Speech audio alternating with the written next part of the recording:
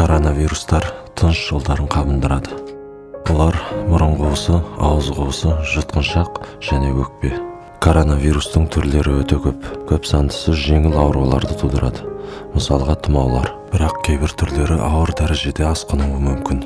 Ал енді байқап көрейік, коронавирус адамнан адамға қалай жұғып, қандай аурулар туғызатынын. Науқастар жөтелгенде, түшкіргенде вирустанған ауа түйіршіктері ауаға тарайды. Бұл түйіршіктер ауа арқылы мұрынға, ауызға және көзге кіруі мүмкін. Осылай өкпеге де жетуі мүмкін. Тыныс жолдары арқылы өкпеге жеткен вирустар өкпе клеткаларын зақымдайды. Коронавирустары өкпе клеткаларын зақымдай бастайды. Адамның қызуы көтеріледі. Ауру асқынғанда өкпенің қалыпты жұмыс тәртібі бұзылады да жөтелтеді. Тыныс алу қиындап, қандағы оттегі азаяды. Ауыр дәрежеде жұғымдалғандардың басқа ағзалары да зақымдала бастайды.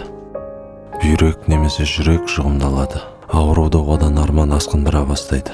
Сонымен қатар бұл ағзаларда өзінің қалыпты жұмыс тәртібінен айырылады. Коронавируспен жұғымдалғандардың қандай жағдайда тұрғанын дәрігерлер осы арқылы белгілейді. Адамның жеке қарсылық қуатымен сәйкестендіріп, ем қолданылады. Науқастардың тезірек айығып кетуіне тілектес болайық. Құрметті көрермендер, коронавирустық мәліметтер және одан сақтану жолдарын үгіттеу мақсатында бұл бейне материалды туыс-туғандарыңызға, жақындарыңызға таратыңыз. Каналға жазылып қоңырау белгісін бассаңыз, әлемдегі ең жаңа коронавирустық ақпараттардан хабардар бола аласыз. Денсаулық зор байлық. Еліміз аман, жұртымыз тыныш болсын.